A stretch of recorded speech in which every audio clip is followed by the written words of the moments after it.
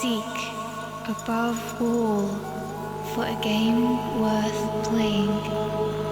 Oh baby, it's witchcraft contagious. I felt it for ages. We're out of these cages in this house of mages. It's witchcraft, it's dangerous. Beware of these pages. There's spells of all flavors in this house of mages. In this house of mages. In this house of mages.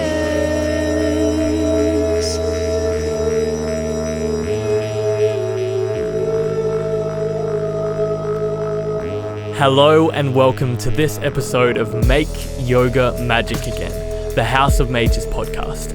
I'm your host, Daniel Aurelian Cumming.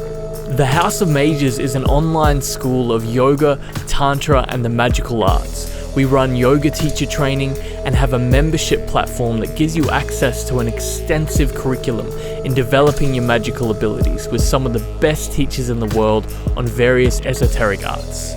In this episode, I interview Sara Elice. Sara guides both men and women home to their body's wisdom, to unravel the emotional blocks that keep them stuck in separation so that they can find their way home to love and experience deeper intimacy and spiritual ecstasy. With a decade of embodiment experience, she now specializes in sharing the ancient wisdom of sacred sexuality and supporting people to discover the evolutionary spiritual potential of their relationships. She's dedicated her life's work to usher in a new paradigm of empowered relating, free from conditioning and generational trauma. Sara is a visionary devoted to birthing a world where sexuality is integrated and respected as the powerful medicine that it is. I met Sara at a Conscious Leaders event here on the Sunshine Coast a few years back. I loved Sara's down-to-earthness, which if I'm honest can be a rare trait in the Neo-Tantra community sometimes. I could tell early on that Sara practiced what she spoke about and was continuously growing and embodying what she was learning in new ways. She's really helped the Sunshine Coast Neo-Tantric community in a lot of ways, including running her Enrapture temple spaces, which teach people about sexuality and consent in a fun, nourishing, and supportive way. I've had some epic conversations with Sara in the past, and I'm really excited to finally have recorded one and to be sharing it with you. So without further ado, Sara Elice. I think I started seeing your stuff online for a while, the Kundalini dance workshops that you were running initially. And then we met at one of the Conscious Leaders events and chatted, and we've been catching up, talking magic and witchcraft and potions and cauldrons for a little while. And I think we've been, meaning to collaborate or at least have a proper chat, because we've had some pretty epic magic chats so far. So it's good to actually be putting something down and sharing something with the world together. So, welcome, Sara. Thank you for joining me. Thank you for having me. Yeah, thanks for having me. And it's awesome to be a part of your platform here. Yeah, I'm really. It's going to be amazing the way everything's coming together. So your business is Sacred Embodiment? Yeah, that's me. And what, I guess a good place to start would be, what would you consider the word sacred to mean, and what would you consider the word embodiment to mean? Love that. Great question. Well, I guess sacred would just be, I sort of see sacred as like a little bit similar to magic, right? It's like this connection to something that's greater than, our mind or our ego persona, right? Connection to spirit, to the divine. And embodiment is, I guess, the act of or just being in your body, essentially. Pretty easy. Being present in your body. So, embodiment, is like yoga or dance or anything that really just deeply brings us back into our body, because we spend so much time in our mind. And there's so much magic to unlock in our bodies. Yeah. So maybe we'll start with a little bit of a background and how you got into what you're doing now, into this work, and why I guess you think that those two words sum up what you're looking at doing and how that all kind of conspired. Yeah, cool. Well, I was pretty lucky. I grew up in a very open household. Like my mum became a yoga teacher when I was a teenager, and so she got me into yoga quite early. And both my mum and my dad were into Reiki and all sorts of weird stuff. And as a teenager, or even as a kid, I was like, oh, Mum, you're just so embarrassing. Like, why can't you just be normal? And it's funny now to look at me and I'm like, shit, I'm way weirder than my mum. How did that happen? But yeah, I guess I definitely resisted it for a long time. And then I got pretty into drugs pretty early as well as a teenager, and went down the wrong path for a while, or a abusive path for a while. And got out of an abusive relationship when I was 18, and I was in a pretty low spot in my life. And that's all I really knew how to fall back on was spirituality. So that's sort of when I started my own journey. And I was just I was hooked. I was just reading book after book after book, and really diving into my own meditation practice. But still very much spiritually bypassing my emotions and my trauma and my stuff for a very long time. And then I discovered Tantra about 5 years ago, and that was really the start of the journey of deep healing for me, of coming back into my body and healing at a body and a nervous system level. I think even from that minute I first discovered Tantra, I was there's a part of me that knew that I was here to share this work. I remember even the first talk that I went to, it was the weirdest experience. I just had tears just rolling down my face, but I didn't have a lot of emotion. So I was am I crying? I don't know what's going on here, but I need to pay attention because whatever's happening, my body's responding and I'm not sure why. And so, I think I knew that this was a path of mine, but it took me a couple more years after that of exploring it, going to workshops and whatnot to, I guess, find the confidence in myself to actually start showing this side of me to the world and start sharing it as well. Yeah. So what were some of the first spiritual practices that you got into? Was there a few books or one book in particular, or what kind of style of spirituality or magic, or what kind of practices did you have to start with? Well, I was I got into yoga to start with. I think I was 13 when Mum took me to my first yoga class. It was pretty casual for those years of my teenage years. And I was, again, as I mentioned, I was, a bit of a drug abuser. So I was really into partying and whatnot. And then, I guess when I fell on the spiritual path, I kept doing yoga. I do all sorts of stuff, really. I think even I remember as a kid, doing spells and being into magic and whatnot and having a magic book then. But I don't know, to be honest. I can't really remember. It was quite a while ago. I definitely so when you say you had a magic book, did you say it was your own that you wrote in, or a book that you read? A book that I read that had different spells and potions and, Do you remember what it was called? No, I don't. I wish I did. I did.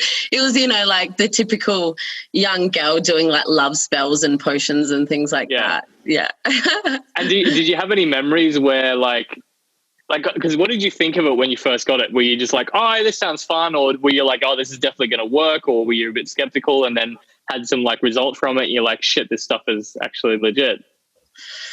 I don't know. I think I think I was I thought it was pretty legit. And I guess being in a really open household, it was fairly encouraged, and Mum was always into herbs and things like that. And we never went to the doctor. We got acupuncture. She even got our dog acupuncture.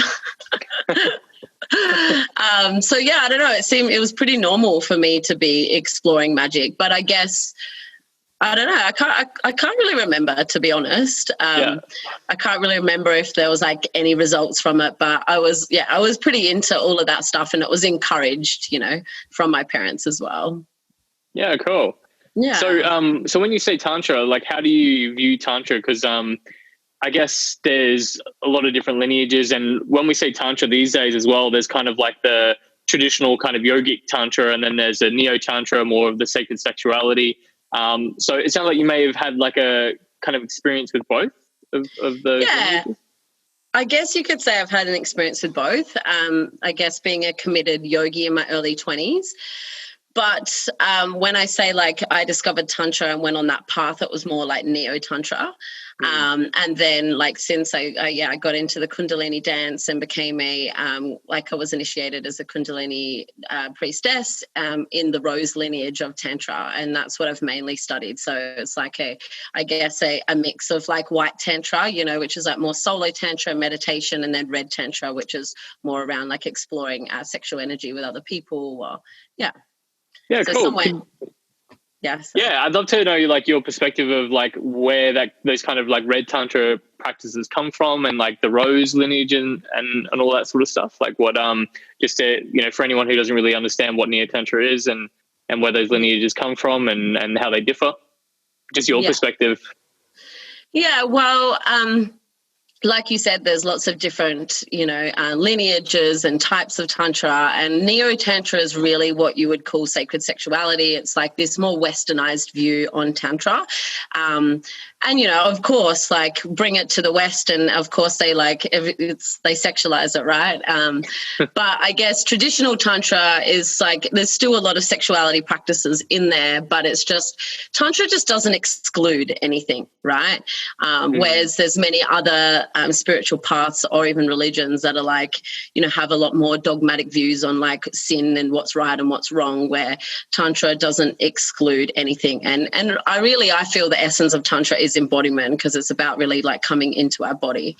I guess I don't know too much about, like, I haven't like fully studied too much about all the different lineages and stuff of Tantra, but the lineage that I've been initiated into is like the Egyptian priestess lineage. So I work a lot with Egyptian priestess such as like Hathor and Sekhmet and Isis, and then, lots of other different like energies and goddesses and stuff like Mary Magdalene. And so that's sort of that. That's like I think there's lots of different like even lineages within the Rose Tantra as well. Yeah, cool. Yeah, speaking of because I love like the idea of the different archetypes, and especially like mythological archetypes like gods and goddesses and stuff like that. Is there any of those archetypes or gods or goddesses that you just felt a real connection with, and like that kind of inspired you, or that you worked a lot within? Yeah, well, I think those three that I just mentioned are probably the three that I've worked more closely with. So I think there's a lot of people that associate this energy of like the dark goddess or the dark mother energy as like this Kali energy, which is like the Hindu goddess of Kali, whereas I've more connected with the Sekhmet goddess, who's the lion-headed goddess. And so I've had some pretty cool experiences with her. She has that very similar energy of Kali that really just like slices or burns through all illusions. I don't know. I feel like I really resonate with her because there's a part of like me that's like really connected to that wild woman, I'm like not shying away from the darkness as such. Isis as well, and Hathor, which is really like the goddess of like sacred sexuality. So they're probably the three that I've worked with and called into my practices the most. Yeah, cool. Yeah. And I think there's a big emergence of that kind of letting that wildness out at the moment. And and I think a lot of it is connected to that liberation of the sexual side of us. And what do you think, like why do you think that is at the moment, and why do you think it's such an important thing to people to tap into?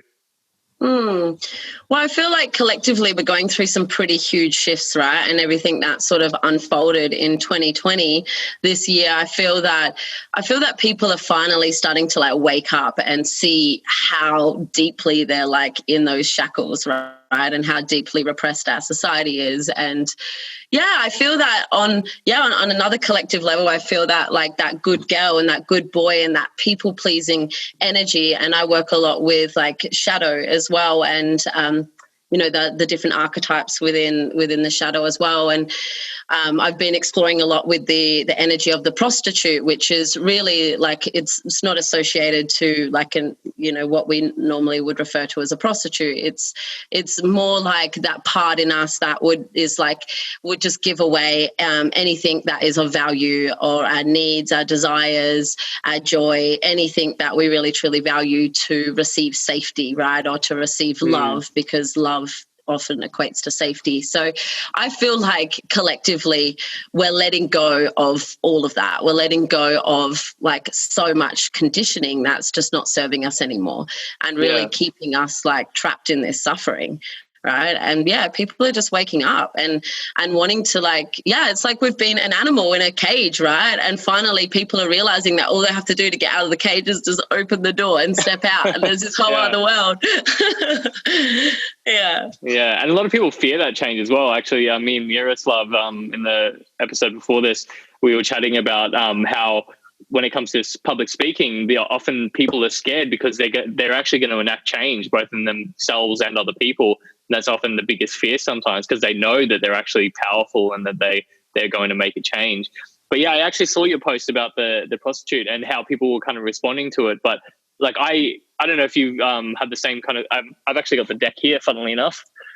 Karen Lemice, her archetype. Oh, yeah, nice. I've actually got the archetype deck. So, and that's the thing as well, because now that it's brought up, we can even talk about it, because she describes there's 4 main archetypes that everyone has, and one of them is the prostitute. So that's pretty big. I mean, there's hundreds of archetypes, and she's saying that one of the 4 that everyone has is the prostitute, because everyone has a price, right? And that's the thing. I think people take things too literally, both from like a spiritual perspective, mythological perspective, and especially with archetypes, right?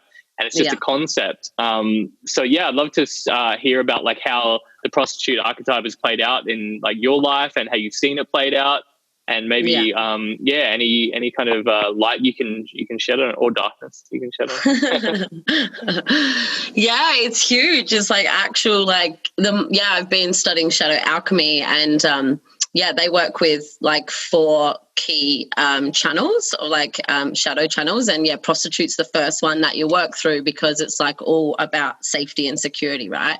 And this is what I feel, that because that's been shaken up, like we've been really taught to we've been like told that in order to feel safe and secure, that we got to search for that externally, right? And everything really, to we've been taught to reach outside of ourselves, but the main one is to feel safe and secure, right? And so we've been taught that in order to do so, we have to do things like go to university, get a good job, earn good money, make sure we save money and get a house, and like find your soulmate and get married. And if you do all of that, then everything's going to be okay, and you're going to be secure in this world.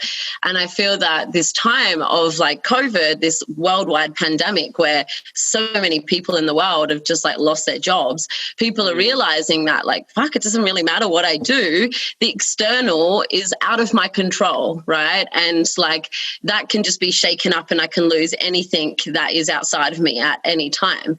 And if you don't know how to actually self-source that feeling of safety and security, if you don't feel safe and secure in your body. And this is why I think embodiment is key, right? Because so many of us feel so unsafe in our own bodies because it's so full of pain and trauma, right? And so of course we want to spend all this time in our mind. But I just feel that collectively people are realizing that it doesn't matter, what business they've created, or what house they've bought, or what amazing job they've got. Like, it's everything external is always changing, right? And if any of that gets stripped away, like, can you actually feel okay with that? It's like this being initiated into the unknown, right? And this is why I feel like there's quite a bit of a divide happening in people at the moment, where some people are really deeply suffering and struggling in this time, and other people are thriving. And I feel that the people that are thriving in this time have done a lot of the work, and they actually feel okay, with the unknown. They've learned how to feel safe and secure within them, and they've learned to just trust in the divine plan, right? The prostitute is just, it plays out in every area. Like, what I'm noticing a lot, like in what areas it's playing out for me, has been like my relationships and my business and my work, right? Because like that's a big one, especially work, because, you know, we obviously like we need money to survive in this world, and we've been taught that in order to do that, then we just have to go out and get the best job with that gives us the most money. It's like we haven't really been taught that to follow our dreams, right, and to follow our aliveness and our heart, and that will lead us to the ultimate happiness, to the ultimate safety and security. So people are just chasing security in whatever form that is, and they often prostitute their truest values of like, I want to feel joy, I want to enjoy getting out of bed and going to work every day, like I want to enjoy my life, I want to like come home from work and feel like this, you know, I want to feel like I've done something amazing, like with my day. I've helped people, you know. So people give up a lot to just earn money, right? And I guess the way I sort of speak about this, I really am speaking from it in this, like, you know, this privilege of living in this first world country, because it is a little bit different in some other countries, but especially if you're living in a first world country, you're like, you have options, right? We don't have to, and especially now with the internet, like so many people are like going straight to uni. I'm like, there's so many ways you can earn so much more money than getting a degree and getting a job from that, you know. And then in relationships, of course, I think that people become lonely and then they become desperate for love. Because they don't want to feel alone, right? And also our mind sees like equates love to safety, because it's like it's on a deep like DNA, you know, genetical level, where it's like, you know, a couple of thousand or even a couple of 100 years ago, if we were kicked out of the family or kicked out of the tribe, right, there's a good chance that we probably wouldn't survive on our own. So that runs so deep.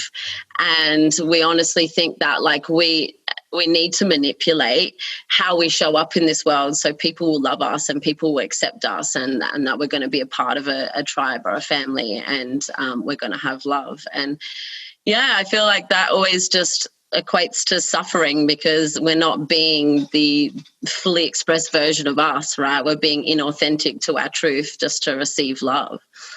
Yeah, definitely. There's so much stuff I want to expand more on what you just said, and yeah, because that's the thing as well, that we're often, you know, that basics of moving towards pleasure and away from pain, and we need, I guess, something like a pillar that we feel safe around. So for some people that might be their job.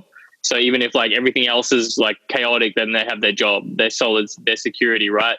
Or they might have their partnership, you know, they might have like their relationship as their pillar, and then it doesn't matter if they lose their job, they kind of got that. Whereas what you were talking about, getting a yogic practice early on, or a spiritual practice, because I find that that's almost my pillar these days. And I actually had was doing a Tantra course actually recently, and the teacher was talking about the way he kind of knows if someone has a solid practice is how they respond to change and stability.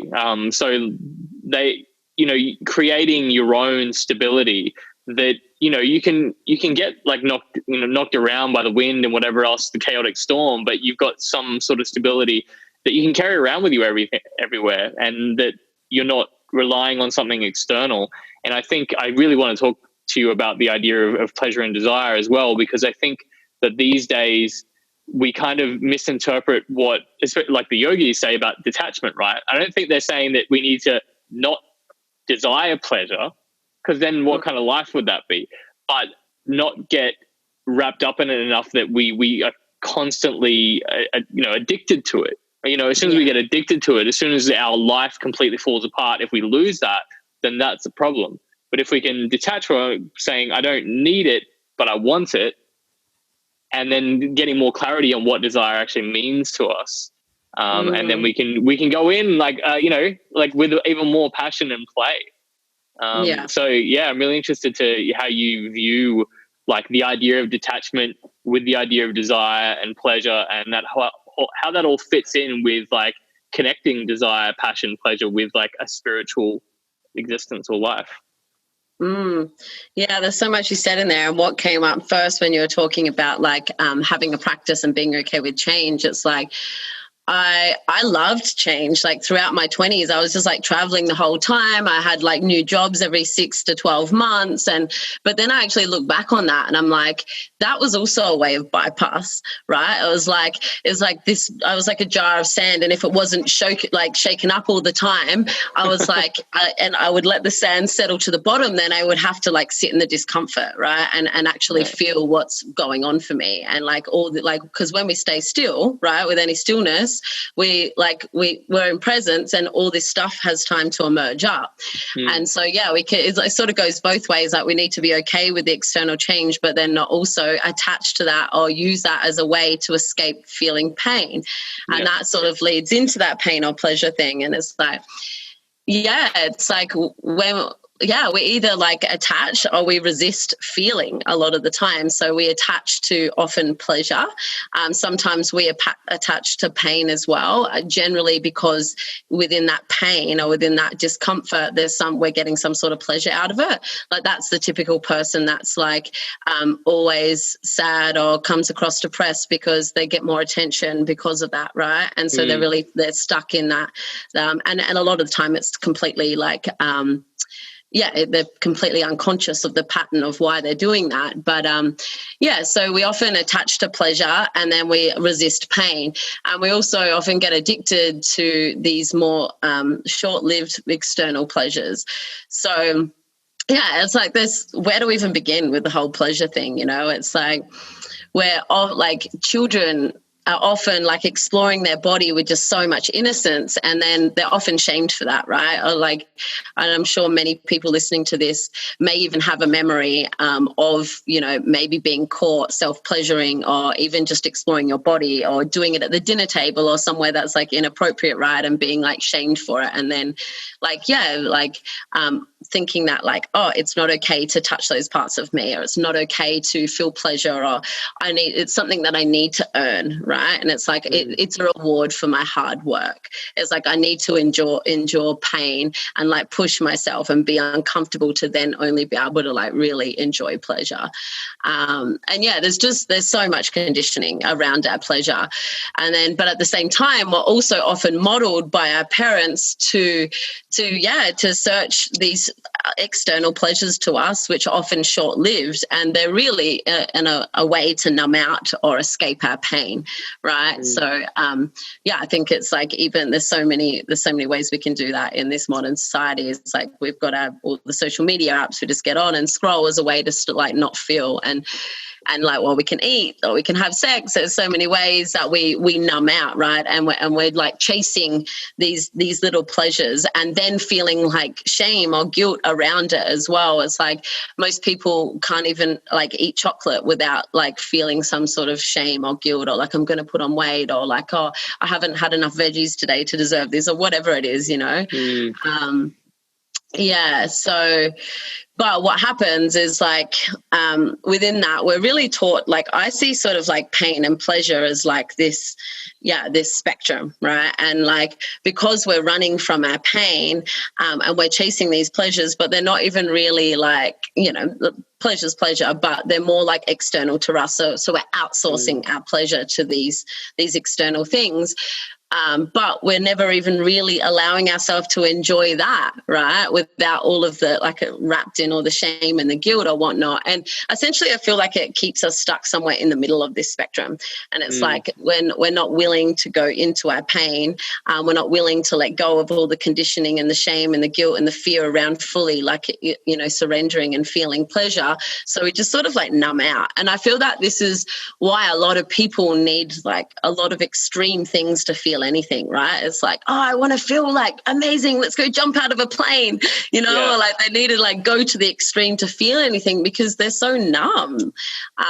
And also like we're taught, like as children, we're really connected to that, like that sensory experience of our body because we don't have a strong intellect, and we're really driven by our emotional experience, right? And then that's sort of conditioned out of us, and we're taught that in order to be worthy in this world and to be worthy to receive love and to feel safe in this world, that we need to live within our mind, and we need to be smart, and we need to grow this logic part of us. And so yeah, we're a lot of people are very disconnected from their body, and even in sex, or even in self-pleasure or whatever, they're not even like fully present with the sense, the sensory experience of the body, or the energy or the emotion or the pleasures within their body. They're like in their mind, thinking about something, thinking about an image or something that like turns them on to build their own sexual energy. It's like they're still reliant on something else to be aroused,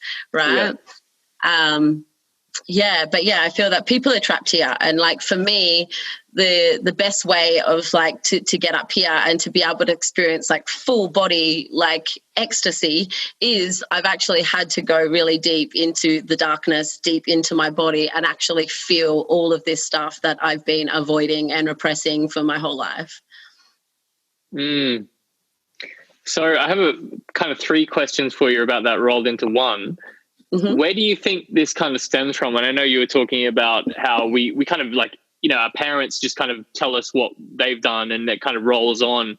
But can you think of any roots or ideas where this might stem from as a society and as individuals? Second, is there any way that we can kind of like a check-in to know? Because sometimes as well, we don't really know that we're doing these things, because people will think everything's fine, and we usually, until we hit a brick wall or like something catastrophic happens, we don't stop. And it's like the analogy of the frog boiling in water. I don't know if you've heard it, but the idea that you put a frog in water, and if you slowly start to boil it, it'll actually just sit there till it boils and dies. But if you put it into hot water, it would jump out. So it's a similar thing. So we're almost slow boiling ourselves. So we're not realizing, because the water is slowly getting hotter and hotter. And then it's not until like something catastrophic happens that we're like, actually, I've been in this for years and I'm not happy. I look back at the last few years. It's so obvious now that I realize that the water's boiling, but it's been so subtle. And I guess, and the third question is, what are some practices that you do or you could recommend to help that? So yeah, where it kind of stems from, how maybe we got into this situation, how can we become aware that we're in boiling water, I guess, and what are some techniques or practices that can help us to, I guess, find our way into a more suitable journey or pleasurable experience? Yeah, I think that, look, it's just really conditioning, right? And it's like, again, in that first 7 years of life, we're just a big sponge. So we're really just looking to our environment and we're absorbing everything, right? So, we're looking to our parents, our teachers, our friends or whatever. And I think it's also like conditional, on like a larger scale, like it's cultural, like there's cultural conditioning, and especially around the sexuality piece, right? It's like we're taught that, we're either like, many of us grew up in religious families where like sex is like sinful and there's all this dogma around it. It's like you can't do that until you get married, and it's bad, and our bodies are dirty and our bodies are shameful, and sex is shameful and we can't speak about it. And, we really don't learn much about it at school. Like the sex ed at school was rubbish. And then so a lot of people look to porn, right, to learn about sex. And then that's also really disconnected and, not a true representation of of intimacy. And so like you have sort of like these two ends of the spectrum, and they're both these real distorted views on sexuality. And so, that's where I feel that it comes from. I feel like there's like a lot of cultural conditioning around the sex stuff, and then depending on like your family dynamic and how they feel about it. But, most people are pretty uncomfortable speaking even about even the word pleasure would be like, it has like people just like assume that you're speaking about like sex or something like that. Was that your question? Was it like more around like where does this come from around the pleasure part of it? Yeah. This is where like I think like learning about like sacred sexuality, right? Like it's like bringing this like magic piece into the sexuality. It's like it can really help to to I guess help us to overcome both sides of this, like porn and like full repression. And that's with like, just like creating, and this will sort of lead into the practice. It's like, let go of any like goal, in intimacy. And even when and even with pleasure, like for me, the practice that I would recommend is self-pleasure. And that's something that like I commit to, like my self-pleasure every day. And for me, like self-pleasure is just an exploration of like touch, of breath. So like the tantric keys is like breath. So intentional breath deeply into our body not only brings us deeply into our body, but it really helps us to either move like sexual energy or emotional energy or whatever's present in our body. Sound, so making like releasing with an exhale. Sound is vibration, energy is vibration. It's naturally going to help us to, express and release energy from our body. Intentional touch, just like really like obviously like activates the, our senses as well, but just brings us into like deep, presence with our body and what's happening inside of us, and movement, of course, because, movement helps to move energy as well. So bringing all of those into a self-pleasure practice, letting go of this goal of needing to orgasm, because I generally find like, most people just know the normal like sex, right, where you just have sex, you build this energy in your lower chakras. Generally, like your focus is on your genitals, and it's like building this energy, and your body's contracting and expanding and contracting and expanding until the energy just gets too much, and then you have an orgasm, right? And you release this big amount of orgasm. And this is known as like this more tension release orgasm. And essentially that orgasm, there's nothing wrong with that, by the way. I still have normal orgasms, like they're great. But that is really like the lowest denominator of our orgasmic potential, right? And so what Tantra teaches you to do is to use your breath to move this energy. So instead of just energy just building in your genitals, you're using your breath to move this energy through your body. And like breathing it into your heart is a really beautiful experience. Like it not only really helps to like open your heart and activate all of like this amazing like waves of pleasure through your body, but it helps you to feel more connected to your partner or whoever you're engaging with, and to yourself. And it can bring up a lot of emotion as well. I think this is why, and this is the difference between getting aroused with just friction, right? Or like actually being able to like arouse yourself by just bringing presence and breath into your body, and this is what I do with my self-pleasure practice. I just like how much energy can I build and cultivate in my body just with touch, just with sound, just with breath, just with like moving my body in a like sensual way, and so I think that would be like key to start with. It's like, and like with your partner, I feel like there's a lot of people out there that have a lot of issues with intimacy, right? They have like, maybe issues isn't the right word, maybe like challenges, right? There's like over 50% of women can't get to climax, can't orgasm. And there's a lot of men that have, premature ejaculation. And, there's women that can't get to orgasm, or they take a very long time. And then there's men like on the opposite end of the spectrum that like come too fast, right? And so like instead of just having normal sex where it's like you guys just like the goal is orgasm, and then you're leaving disappointed because one is disappointed that they couldn't make the other orgasm or whatnot.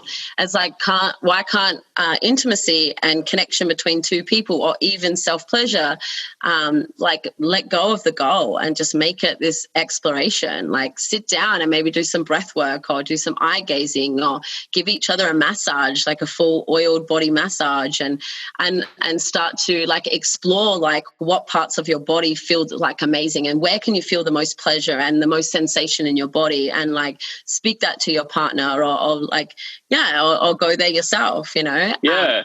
And it's funny too, because like paradoxically, at least in my experience, when you take the pressure off like of a goal orientation, it often you end up getting there a lot easier anyway. It's really interesting because I don't think anyone really likes to do anything under pressure, but especially when it comes to sex and pleasure, like having like pressure to like a time restraint or a goal restraint, it kind of like has the opposite effect. I don't know if you have a similar.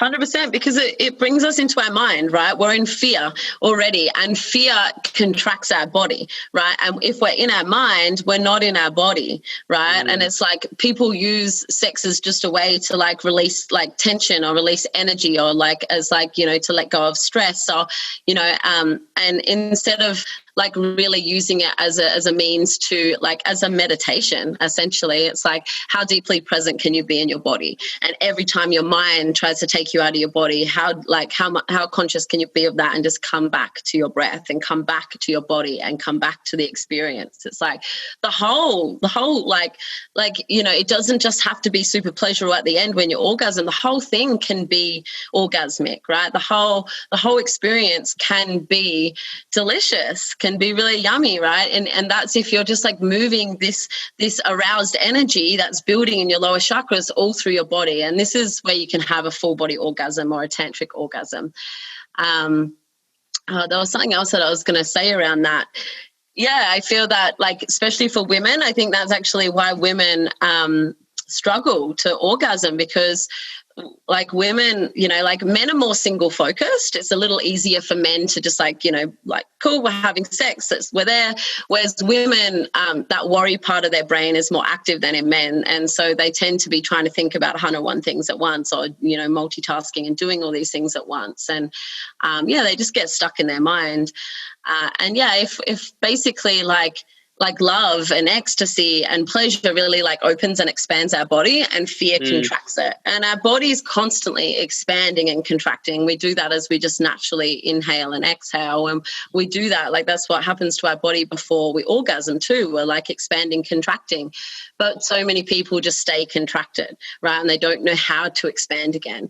And I honestly feel that this is why like drug addiction and alcohol abuse is so rampant in the West, because it's the only way people know how to expand. It's the only way people know how to like open and feel really good and feel confident, right? But it's obviously like a really disconnected and unconscious way of really doing that. So, but we can do that in intimacy, you know, we can do that anytime. And the same with pain, like pain will contract us, but like how deeply when you're in pain, whether that's emotional or physical pain, how deeply can you just bring all your presence and like your breath to that part, and just keep expanding. Like I'm expanding through the pain, because I feel that there's always pleasure there, even when there's pain there. Yeah, and I think just like normalizing the conversation around it as well, like both in like especially with self-pleasure, but yeah, even the little subtleties, like even just saying that self-pleasure doesn't have to be purely genital. And because it's interesting as well, because I remember the first time a lover said to me, like, what do you like? And I was like, shit, I actually have no idea. Usually it's just been kind of like happening, and then I don't really even think about taking that idea back for a home practice. Well, wouldn't a home practice, but, you know, like a self-pleasure practice kind of thing. So yeah, it really made me think, and then like start to explore. But I remember exploring by myself for the first time, like other than just genital self-pleasure, just like touching. I was like, this feels really strange. Like for some reason, I feel like this is just weird. And like, it was really hard to get into the zone with it. So I think just, normalizing the conversation around it, and letting people explore. Because it's interesting you were saying that those pillars, it was like the breath, was it the breath, self-touch, movement, and what was the fourth one? Sound, yeah. And it's all things that like often we try not to do in society. Like we don't want to like be too loud, or we don't want to make weird sounds. So like that's why I often in yoga classes try to get people to make weird sounds straight away. So like it just gets that out of the way and releases tension, and then get them to move in different and weird ways. So releases tension around there, and then get them back into the breath. And it's all like really key to drop us back into our body, because like you said, we are really just disconnected from our body. And I think those main four are just things that we, for some reason, are told that it should be a certain way. And then if we deviate from that, then we're either just being weird or just bothering people, I guess, in a certain way. I don't know if that makes sense. So conditional from like a child, right? Because like kids are like, they're in that, like, you know, they're like, if they're sad, they'll cry. If they're angry, they'll chuck a tantrum, you know, and we, instead of like instead of like teaching them healthy ways to express that energy that naturally wants to be expelled from the body, we just shut them down, we shame them, right? And so we come into like adulthood being like, it's not okay to cry in front of people, it's not okay to make noise, like, and actually I think that the more noise you make, the more pleasure you can feel. And I've actually noticed this so much lately because I've just started running tantric temple nights, and people just are so awkward about making noise. And like when I'm running these like self-pleasure journeys, or when I'm running these like tantric practices, I'm like, make noise, like let it out, like it feels good. Even in because I think as well that like we have a lot of this pent up tension, and that's why like high intensity interval training and like workouts and stuff, initially I guess that's how I used to let a lot of steam off. And I remember starting to go to gyms and it was just dead quiet and everyone was just moving and doing their thing and not bothering each other. But then I actually went to like a CrossFit gym or like these more like high intensity, really just like training gyms. And people were just like moaning and groaning and like, and it felt so primal. And it was just like, it felt so good just to even just, lift a weight and just be like, and just let that sound out. And I noticed the difference both in it and after it. Like I go to the gym, right? Normal gym. And then I still feel tense after the session because I feel like I'm exerting this energy, but then I'm not releasing it with the sound or breath or any of that sort of stuff. Not even wanting to breathe loudly because a lot of the time it was just, I don't know. But then going and doing these like real primal kind of sessions, I just feel like amazing after it. So I think there's really something in that we're, not wanting to bother people around us, which is fine and fair. But like, how do we find that balance? Because I remember being in a cafe once and there's this little girl just spinning around her dress. She must have been like 5 years old. And then she wasn't bothering anyone, but then her mum was like, sweetie, no dancing in public. And I was like, oh, like when did it become okay? Like you're not okay to dance in public. Yeah, totally. Yeah. I mean, it's finding the balance because I think it's fair to try to not bother people, but to a certain extent, of course. Yeah, I feel you at the gym. I'm always like, like I'm not making like heaps loud noises, but I breathe really deeply and heavy, and like everyone's so quiet. And I had to laugh the other day or the other week at the gym.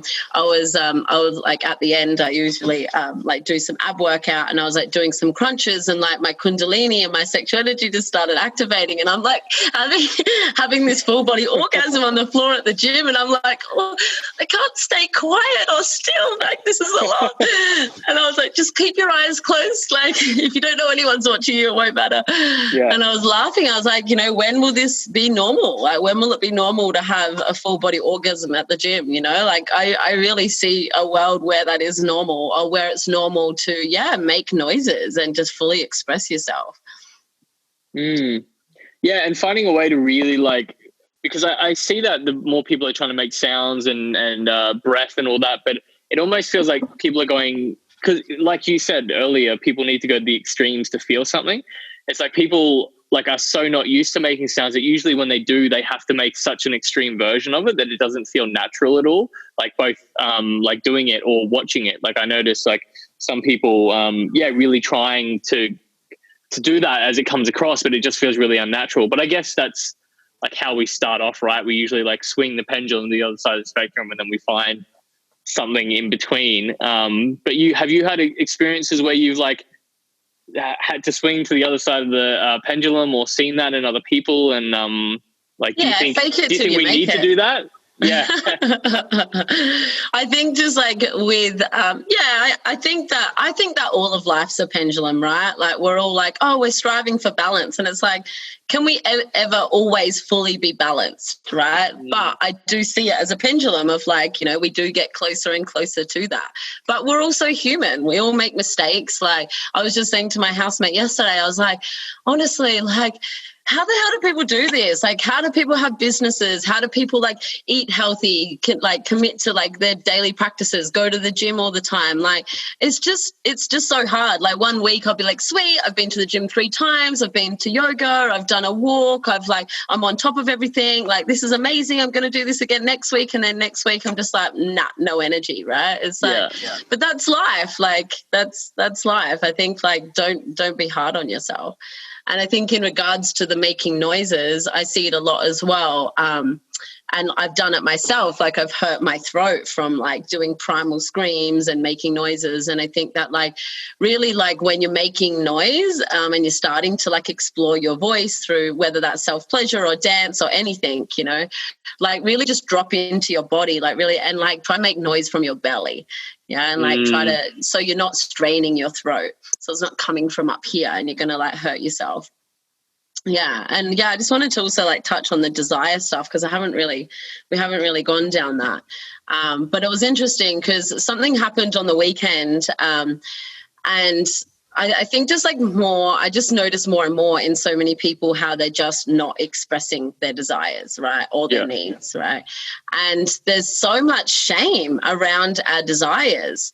And what happens, like anything we shame, anything that we don't love and we don't accept gets pushed into what we call the shadow in Tantra. And like the shadow is like really just our unconscious, essentially.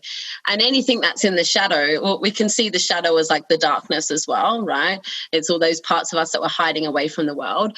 And it's these parts of us that are hidden away, that are repressed, that are actually ruling our life because we're still most of us are still going to try get our desires met, but we're going to do that in an unconscious way. And we're going to do it with all these other hidden motives of like control and manipulation and be just like, and often it's like you'll get them met, but in a more of a distorted way, if that makes sense. Yeah. So I feel like it's like just key to like owning your desires essentially and learning how to communicate them.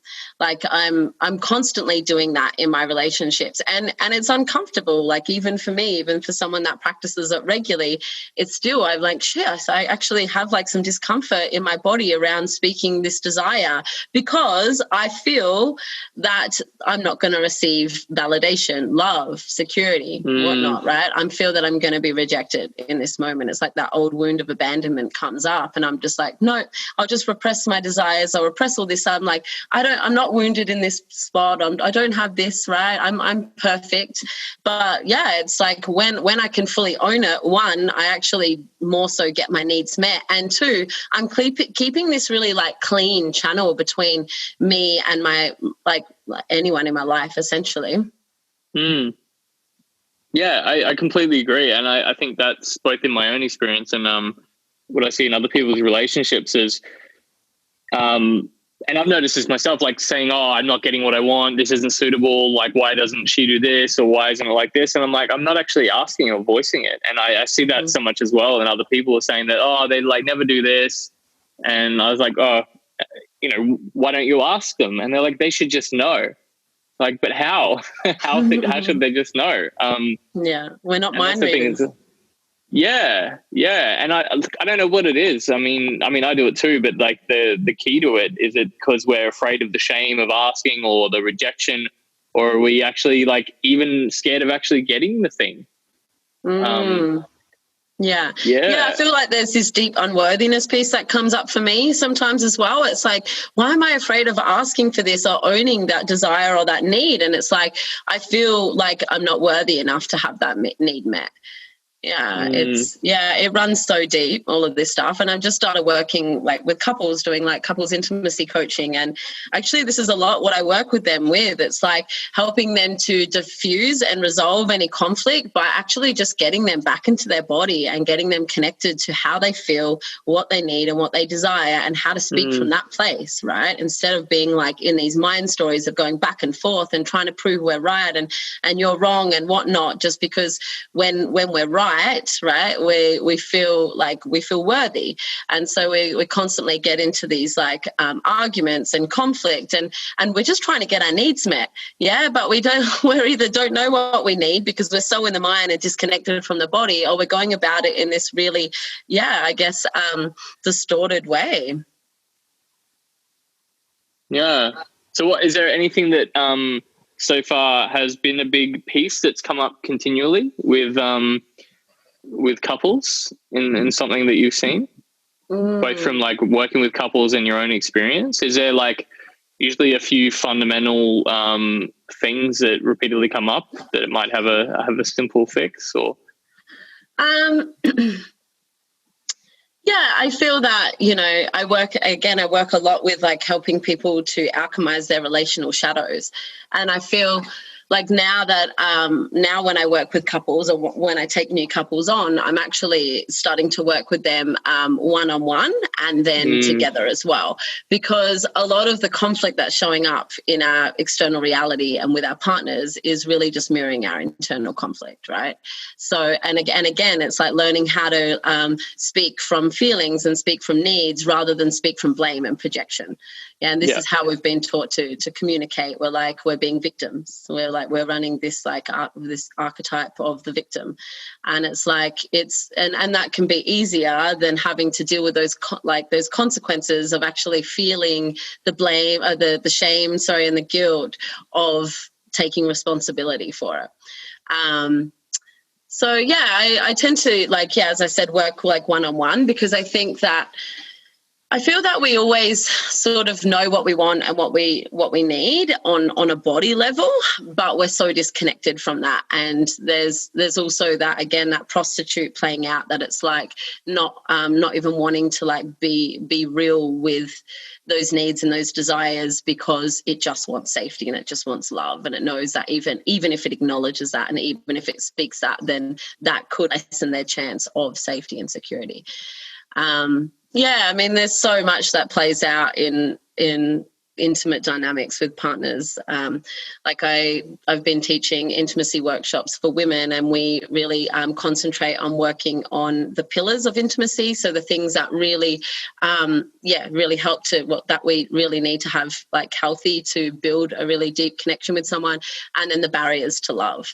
And actually the barriers to love piece has been even coming up for me a lot lately, and I'm realizing how that we've been conditioned to give and receive love conditional, and how we all have these barriers to love, whether that's I'm going to put just a layer up and armor my heart because I'm scared of being abandoned, or whether that's I'm going to put a layer and an armor up because I'm scared of being losing myself in this dynamic and losing my freedom and my truth and my purpose. And so I'd feel I think if there's anyone watching this that's in a relationship, just really start to become curious on what are your barriers to love, and are you fully open to giving and receiving love to every single person that you have a relationship with in your life, or are there barriers, are there conditions?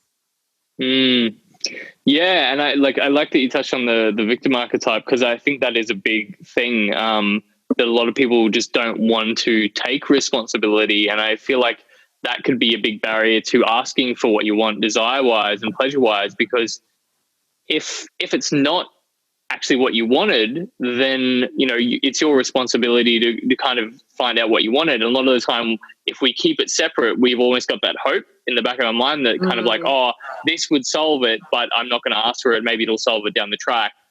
And then kind of playing in that victim the entire time, because it is a safe space. And yeah, I think that's why it is so linked with those other main four archetypes. I think there's the child, the saboteur, the victim, and the prostitute, because they all kind of interrelate, right? So we kind of, our childlike self doesn't want to take responsibility and what kind of just wants to be taken care of as a child.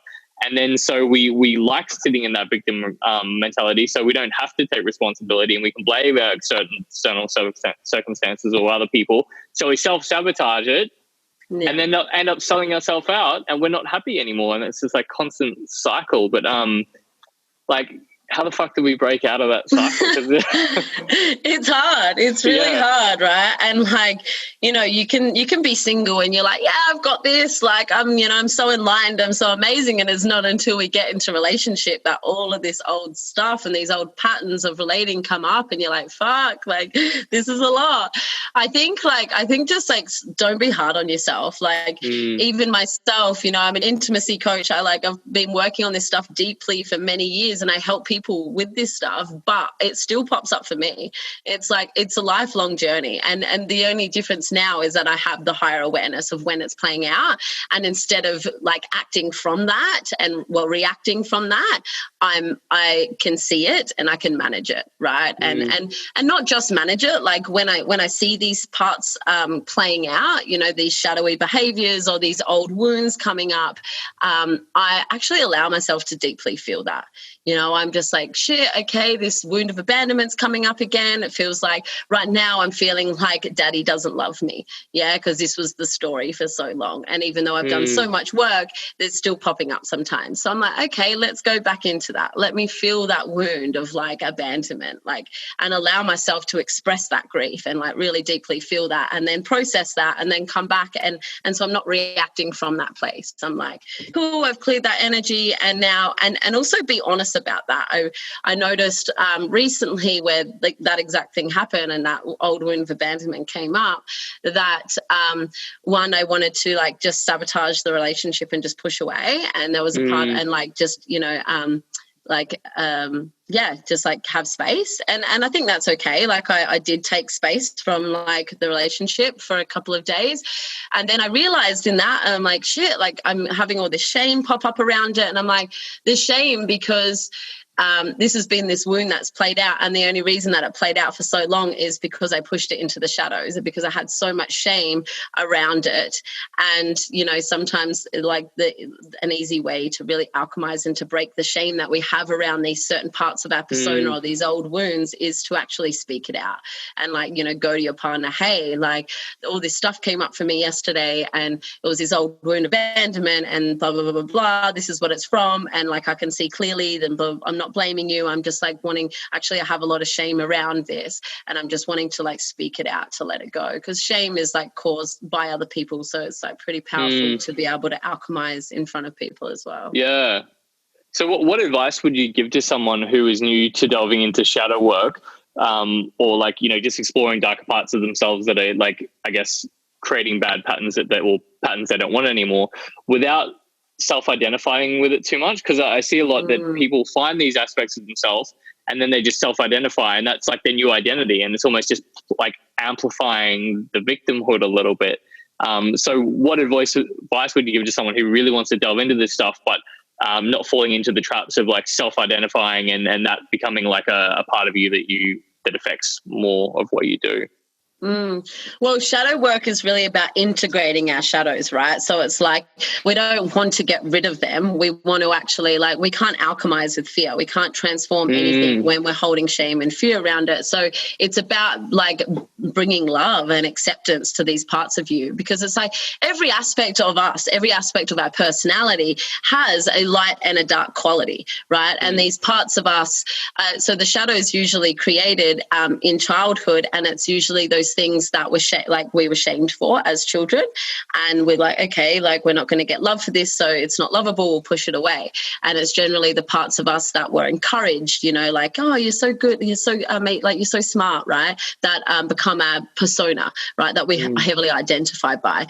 So when you identify a shadow playing out, or when, I feel like the easiest way sometimes to just start doing this work is like, if you can remember, write down a list of all of those things that you were shamed for and all of those things you were praised for in childhood, you know, and start to look at those parts of your personality that you don't often show people because you have shame around. And then it's like, how deeply can you love and accept yourself in all of those parts? Like for me, you know, I like often didn't feel safe. Like I had this safety and these trust issues, and I was really controlling in my earlier relationships. And yeah, so I really had that in the shadow, and that didn't come out in relationships straight away. And then once I've like really just learned to, one, create my own internal safety and learn how to trust a bit, but two, just like actually acknowledge and accept and bring that part of me into the light and accept that sometimes I can be controlling and bossy, it's managed to alchemize. And now I've used that. So the light side of that would be like, I'm a leader, right? And now that I've like integrated that energy and I'm not trying to hide it away, I can actually step up and be an amazing leader. Yeah. So shadow really work is about alchemizing the shadows through using love and acceptance and like releasing the shame that we hold around the shadows, so that we can bring them into the light and that they can actually be expressed in a healthier way.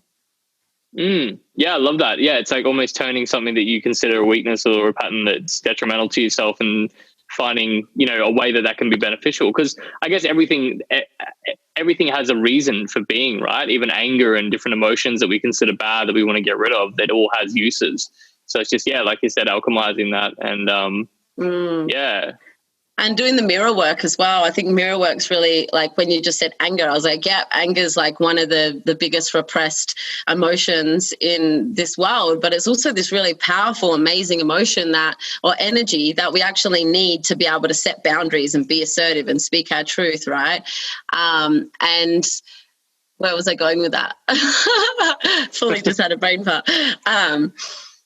Oh, it's gone. Obviously wasn't meant to be spoken about. But it's a really good topic. And I think because actually, like when I was teaching at some festivals running my rune yoga stuff, and like a lot of it is very primal. So people coming to a yoga class don't expect to like be crawling around on the ground and like growling at each other and like sticking their tongue out and stomping and stuff.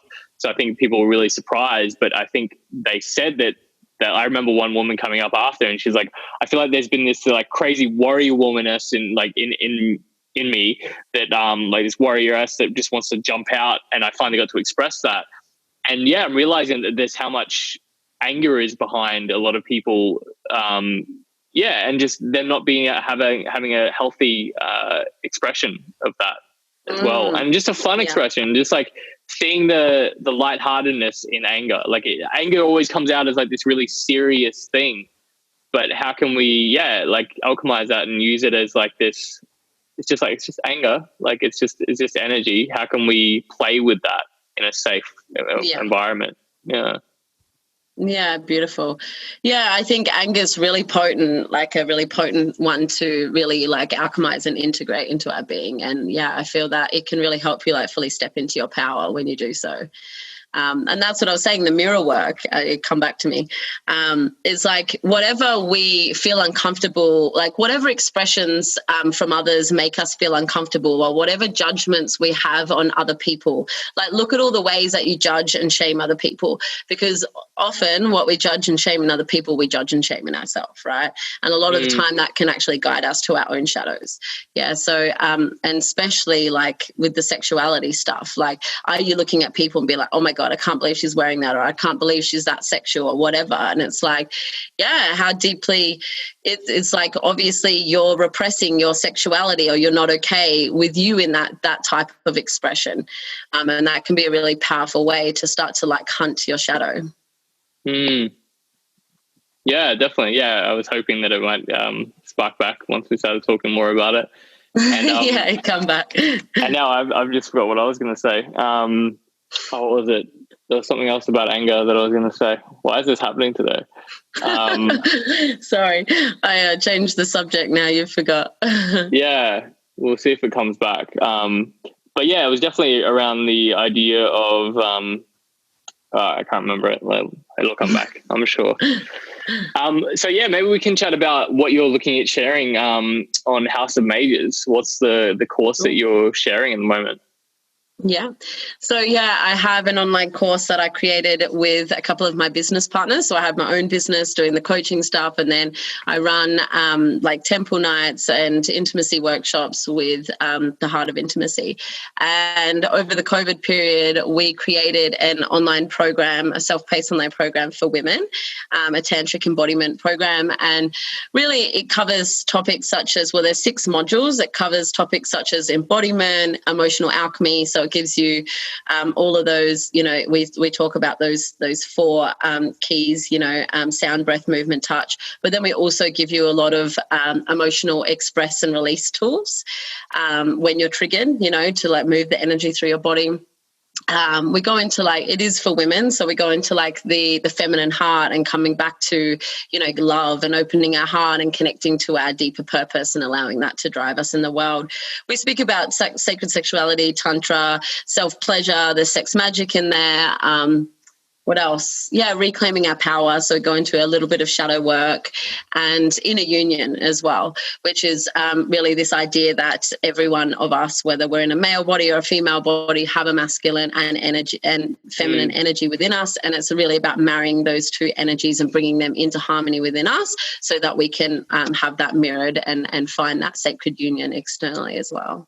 Yeah, beautiful. So yeah, and that's a good thing to bring up as well. So do you think that men would benefit from doing this course as well, even though it is catered towards women? Would it be beneficial for men if they were wanting to delve into this as well? Absolutely. Yeah, absolutely. Like you can just change she to he. Like, I mean, besides that feminine heart module, but even that's like appropriate for men, right? We all have a feminine. So yeah, absolutely men could benefit from that for sure. Yeah, cool. And I just remember what I was going to say around the anger piece. And I think it comes down to everything that we've been talking about as well, is that I can't remember how it was worded, but one explanation of anger was that it's the energy to change things because they're not suitable for us. And that's like often that frustration. And it comes down to what we were talking about, that like often there's so much this pent up frustration and tension because we're not asking for what we want.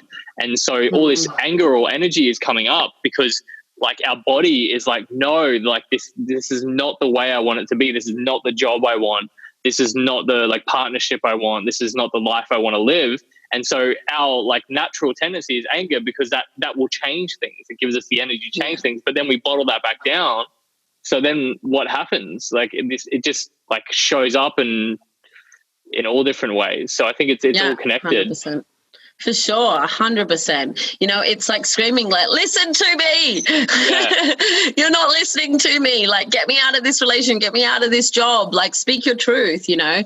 For me, anger is like this energy of like powerlessness, right? And it's like we feel angry because we feel that we have no power over what is happening, right? But then if you look at it, like a lot of people are like heavily in that victim archetype, right? And so they're already powerless. We can't be a victim and we can't be powerful, you know.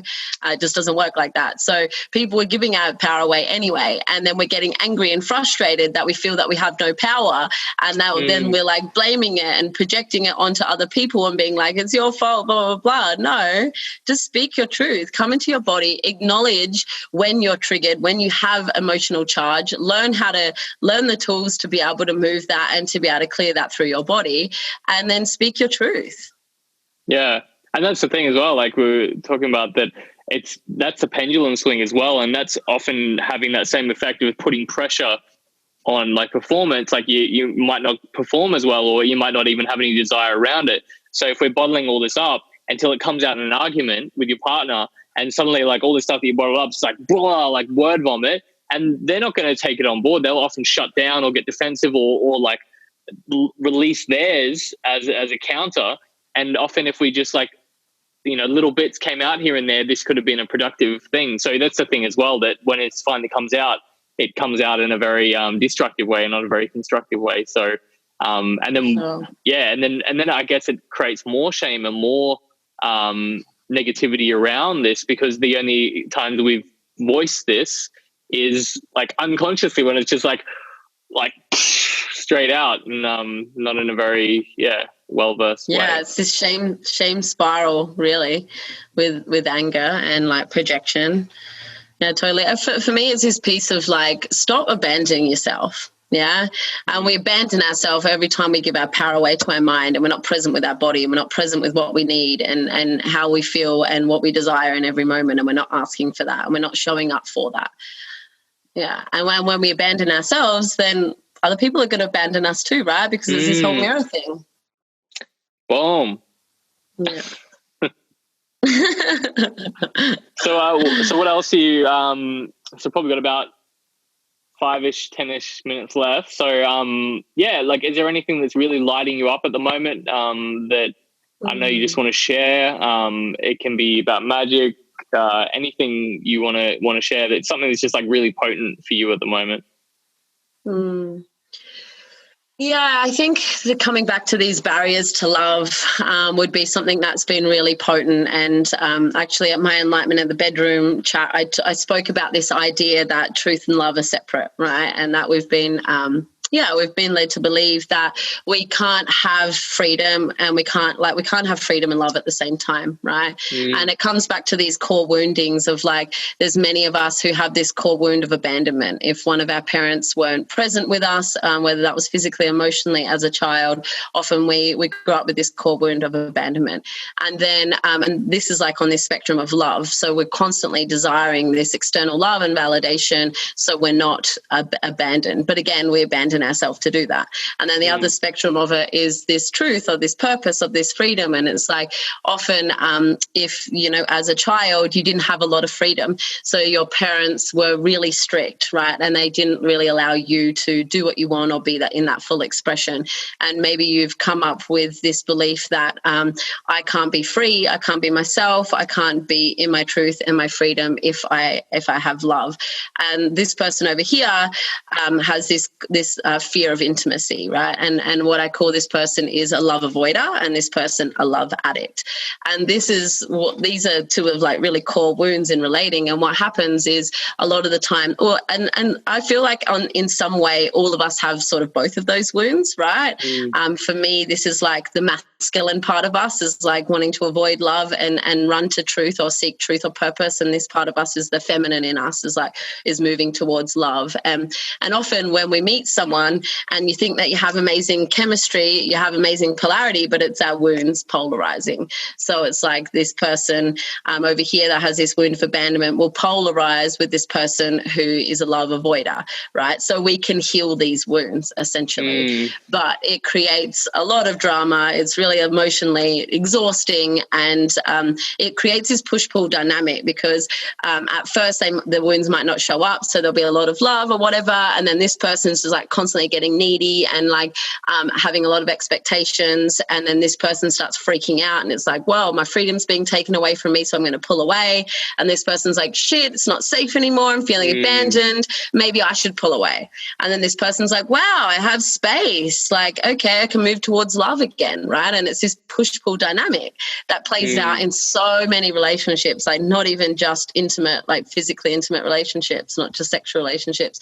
I realized at the start of the year that I even had a similar dynamic playing out with my own mother, you know, and it's this conditional love piece. It's like, they're only going to love me if I show up this way.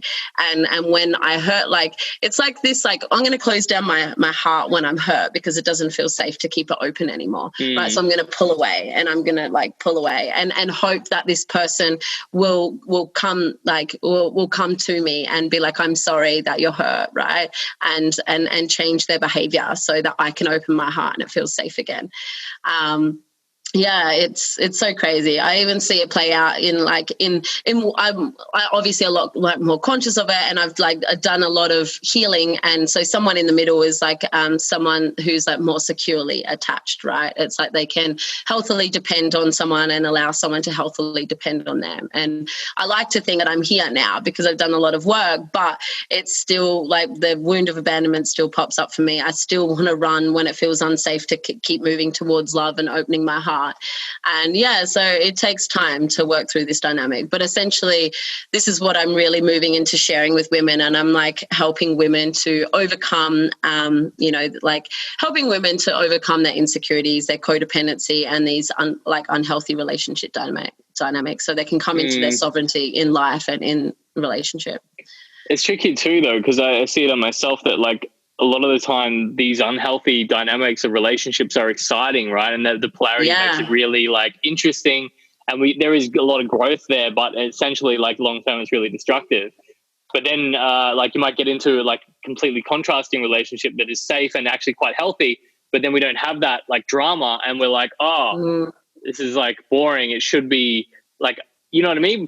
It's tricky because like, you know, and I guess there's no right answer for this, but you know, what is the ideal relationship? Like, how do you have that like polarity and that excitedness with having that stability and like a good, like nourishing relationship as well? And I guess that's like different for each person depending on what they want and need. But Yeah, you have to cultivate it, right? Like having strong polarity means there's strong attraction, but it also means that there's a lot of conflict. Yeah. So like if there's not a lot of strong polarity, but there's more chemistry and you guys get on really well and there's two secure people coming together and relating more through like interdependence rather than codependency, yeah, you are going to have to work at keeping the polarity. So you can do that in so many ways of like, you know, playing in domination and submission in the bedroom, right? To keep these polarities. It's like, and it's the same with like when two people who have done a lot of inner union work, right? And they're quite balanced humans, and then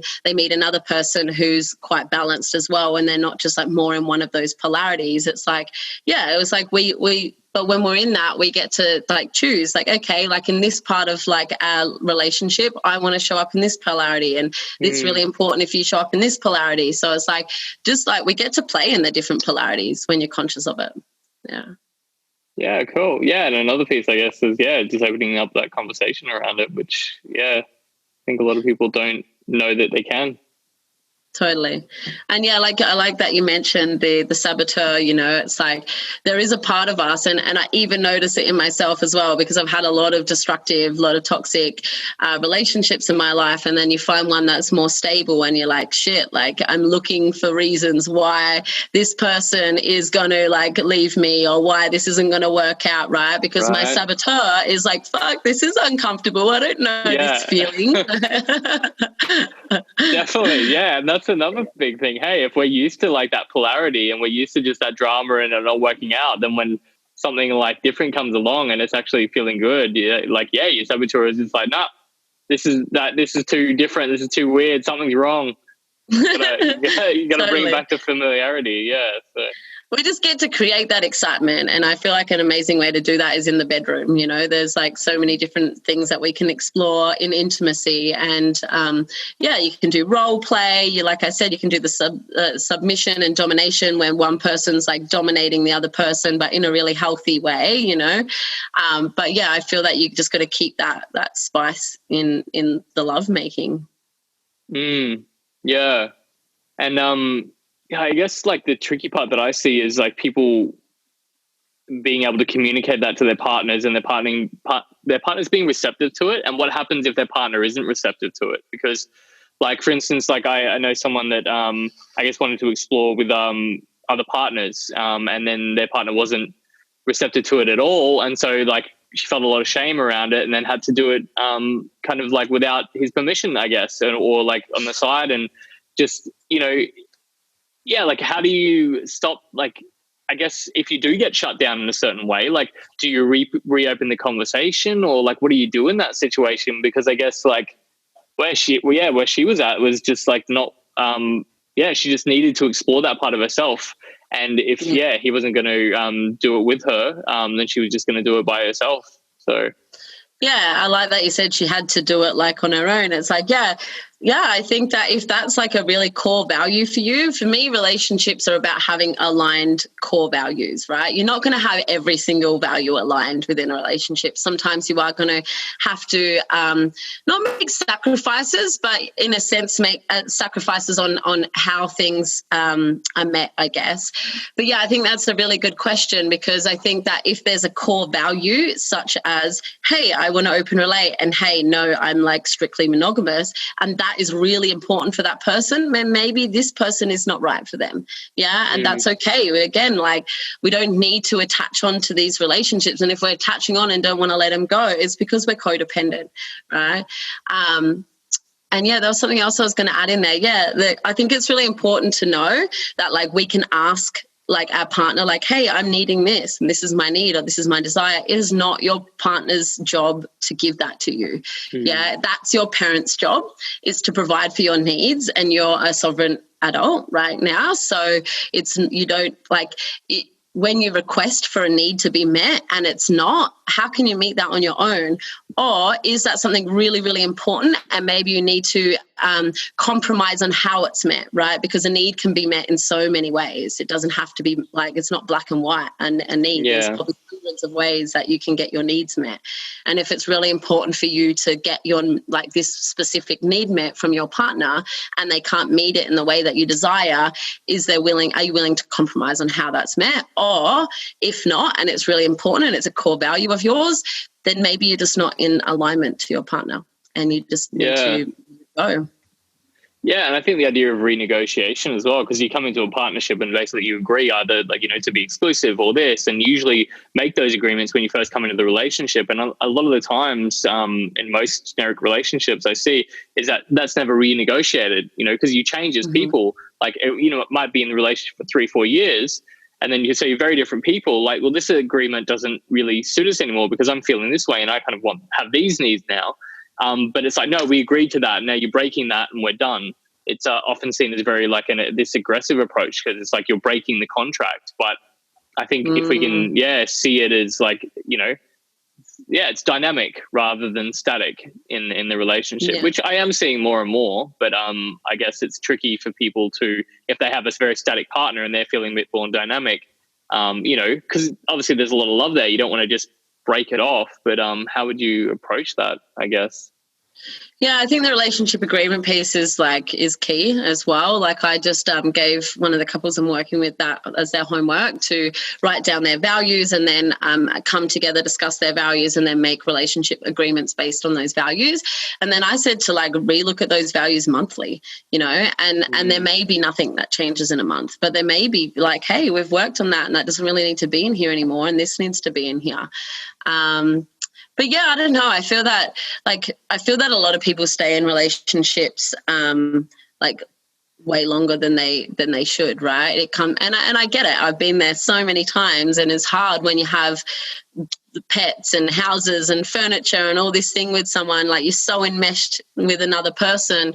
It is a big decision to leave the relationship, and I get that, but it's like, what's more important? Is it more important for you to like fully honor your truth and to like bring your life into alignment with your values? And that's going to be really hard to do if you're not honoring the truth that you're not feeling it in this relationship anymore, or that partner's not willing to compromise and be okay with you having different values, right? We can't force our partners to change or evolve, right? The more we force someone into doing that, the more resistance there is.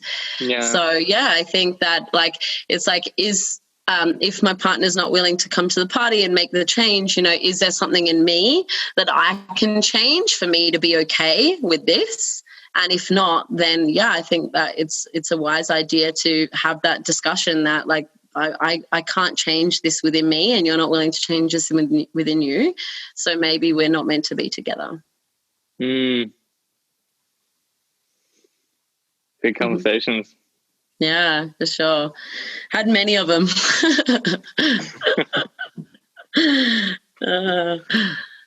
Cool. Yeah, what were you going to say? I was just going to say, I think we just need to remember that the primary relationship we have is with ourselves, right? So if we can't nurture that and be really honest with ourselves, then all other relationships are, you know, it's going to affect all other relationships. So.